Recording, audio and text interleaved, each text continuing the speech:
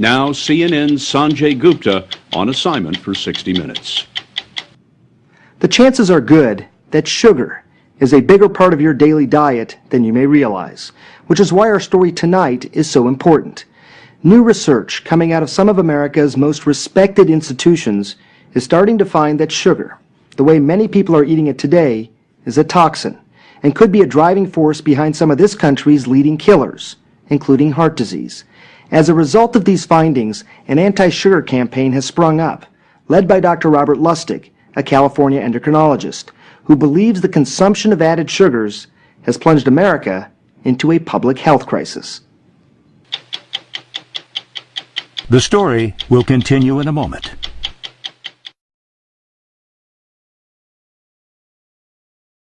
Is sugar toxic? I believe it is. Do you ever worry that it just sounds a little bit over the top? Sure, all the time. But it's the truth. Dr. Robert Lustig is a pediatric endocrinologist at the University of California, San Francisco, and a pioneer in what is becoming a war against sugar. Deep breaths. Motivated by his own patients, too many sick and obese children, Dr. Lustig has concluded that sugar, more than any other substance, is to blame. What are all these various diseases that you say are linked to sugar? Obesity, type 2 diabetes, hypertension, and heart disease itself. Lustig says the American lifestyle is killing us. And most of it, you say, is preventable. 75% of it is preventable. While Dr. Lustig has published a dozen scientific articles on the evils of sugar, it was his lecture on YouTube called Sugar, the Bitter Truth that brought his message to the masses. I'm standing here today to recruit you in the war against bad food. By bad food, Dr. Lustig means the obvious things, such as table sugar, honey, syrup, sugary drinks, and desserts, but also just about every processed food you can imagine, where sugar is often hidden. Yogurts and sauces, bread, even peanut butter. And what about the man-made, often vilified sweetener, high fructose corn syrup? Is it worse than just table sugar? No, because it's the exact same. They are basically equivalent. Problem is, they're both bad. They're both equally toxic. Since the 1970s, sugar consumption has gone down nearly 40%. But high fructose corn syrup has more than made up the difference. Dr. Lustig says they are both toxic because they both contain fructose. That's what makes them sweet and irresistible. We love it. We go out of our way to find it. And I think one of the reasons evolutionarily is because there is no foodstuff on the planet that has fructose that is poisonous to you. It is all good. So when you taste something that's sweet, it's an evolutionary Darwinian signal that this is a safe food. We were born this way. We were born this way. Central to Dr. Lustig's theory is that we used to get our fructose mostly in small amounts of fruit, which came loaded with fiber that slows absorption and consumption. After all, who can eat 10 oranges at a time? But as sugar and high fructose corn syrup became cheaper to refine and produce, we started gorging on them. Americans now consume 130 pounds per person a year. That's a third of a pound every day. Dr. Lustig believes those sweeteners are helping fuel an increase in the most deadly disease in America, heart disease. For years, he's been a controversial voice. Here is our oral isotope. But now studies done by Kimber Stanhope, a nutritional biologist at the University of California, Davis, are starting to back him up. She's in the middle of a groundbreaking 5-year study which has already shown strong evidence linking excess high fructose corn syrup consumption to an increase in risk factors for heart disease and stroke. That suggests calories from added sugars are different than calories from other foods. The mantra that you hear from most nutritionists is that a calorie is a calorie is a calorie. And I think the results of the study showed clearly that is not true. Stanhope's conclusions weren't easy to come by.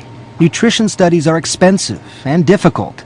Stanhope has paid groups of research subjects to live in this hospital wing for weeks at a time, under a sort of 24-hour lockdown. They undergo scans and blood tests, every calorie they ingest meticulously weighed and prepared. they're never out of our sight. So we do know that they are consuming exactly what we need them to consume. And they're not sneaking any candy bars on the side. Yeah, exactly. For the first few days, participants eat a diet low in added sugars, so baseline blood levels can be measured. So remember, you guys have to finish all your Kool-Aid. Then 25% of their calories are replaced with sweetened drinks.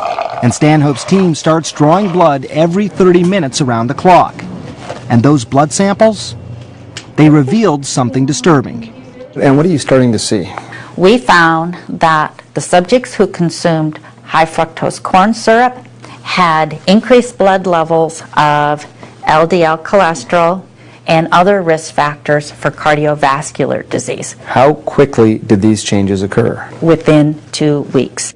Kimber Stanhope's study suggests that when a person consumes too much sweet stuff, the liver gets overloaded with fructose and converts some of it into fat. Some of that fat ends up in the bloodstream and helps generate a dangerous kind of cholesterol called small dense LDL. These particles are known to lodge in blood vessels, form plaque, and are associated with heart attacks. Did it surprise you when you first got these results back? I would have to say I was surprised because when I saw our data, I started drinking and eating a whole lot less sugar. I would say our data surprised me. So imagine, for these healthy young people, drinking a sweetened drink might be just as bad for their hearts as the fatty cheeseburgers we've all been warned about since the 1970s. That's when a government commission mandated that we lower fat consumption to try and reduce heart disease. Major coronary risk factors. So with the best of intentions, they say, time to reduce fat in the American diet. Exactly. And we did. And guess what? Heart disease, metabolic syndrome, diabetes, and death are skyrocketing. Dr. Lustig believes that's primarily because we replaced a lot of that fat with added sugars. When you take the fat out of the food, it tastes like cardboard. And the food industry knew that. So they replaced it with sugar.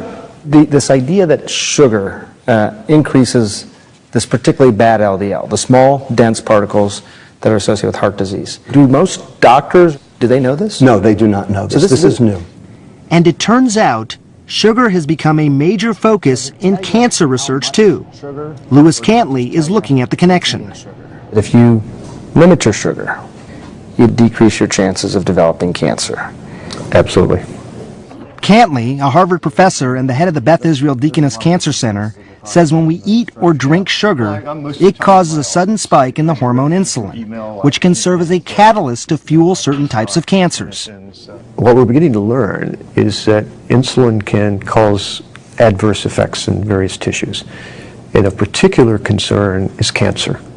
Why? Nearly a third of some common cancers, including breast and colon cancers, have something called insulin receptors on their surface. Insulin binds to these receptors and signals the tumor to start consuming glucose. So this is your body eating... Every cell in our body needs glucose to survive. But the trouble is, these cancer cells also use it to grow. So if you happen to have a tumor that has insulin receptors on it, then it will get stimulated to take up the glucose that's in the bloodstream. So rather than going into the fat or the muscle, the glucose now goes into the tumor, and the tumor uses it to grow.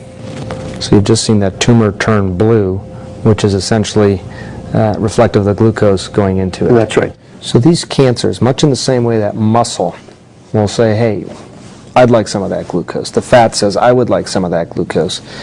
The cancers have learned how to do this themselves as well? Yes, so they have evolved the ability to hijack that flow of glucose that's going by in the bloodstream into the tumor itself. Lewis Cantley's research team is working on developing drugs that will cut off the glucose supply to cancer cells and keep them from growing. But until there's a breakthrough, Cantley's advice, don't eat sugar. And if you must, keep it to a minimum. In fact, I live my life that way. I rarely eat sugar. When you see a sugary drink, or if I were to offer you one, with all that you know, what's going through your mind? I probably would turn it down and get a glass of water. But for most of us, that's easier said than done.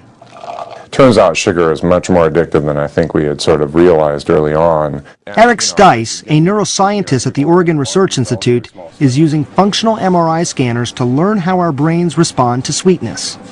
Sugar activates the brain in a special way that's very reminiscent of drugs like cocaine. That's right, cocaine. All right, let's give it a shot.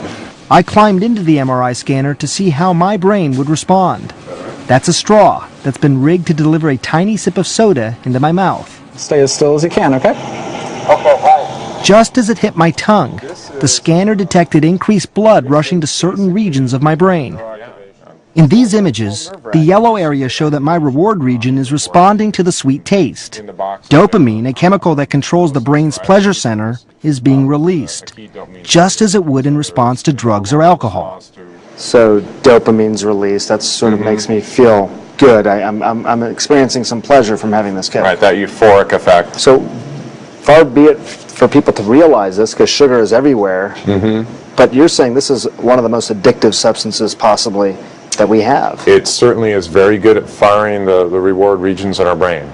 Eric Stice says by scanning hundreds of volunteers, he's learned that people who frequently drink sodas or eat ice cream or other sweet foods may be building up a tolerance, much like drug users do. As strange as it sounds, that means the more you eat, the less you feel the reward. The result? You eat more than ever. If you overeat these on a regular basis, it causes changes in the brain that basically it blunts your reward region response to the food, so then you eat more and more to achieve the same satisfaction you felt originally. With all this new science emerging, we wanted to hear from the sugar industry. So we visited Jim Simon, who's on the board of the Sugar Association, at a sugarcane farm in Louisiana. Would it surprise you that almost every scientist that we talked to in researching this story told us they are eliminating all added sugars? They're getting rid of it because they're concerned about the health impacts. To say that the American consuming public is going to completely eliminate sweeteners out of their diet, I don't think gets us there. Simon cautions that eliminating sugar wrongly vilifies one food, rather than working toward the long-term solution of reducing calories and exercising. You know, a lot of people, Jim, are saying that sugar is different. It is bad for your heart and causing a lot of the problems that we are talking about. It is addictive, and in some cases might even fuel cancers. What would you, I mean, you've looked at this. You must have looked at some of these studies. What do you say about that? Science is not completely clear here. But some of these studies exist. I mean, what is a consumer, what are they to make of all that? Well, I would say to them that they've got to approach their diet in balance. Dr. Robert Lustig agrees. We need a balanced diet. But his idea of balance is a drastic reduction in sugar consumption. To that end, he co-authored an American Heart Association report recommending men should consume no more than 150 calories of added sugars a day, and women just 100 calories. That's less than the amount in just one can of soda. Ultimately, this is a public health crisis. And when it's a public health crisis, you have to do big things, and you have to do them across the board. Tobacco and alcohol are perfect examples. We have made a conscious choice that we're not going to get rid of them, but we are going to limit their consumption. I think sugar belongs in this exact same wastebasket. Go to 60minutesovertime.com for Dr. Sanjay Gupta's take on how to find the hidden sugars in the American family diet. Sponsored by Pfizer.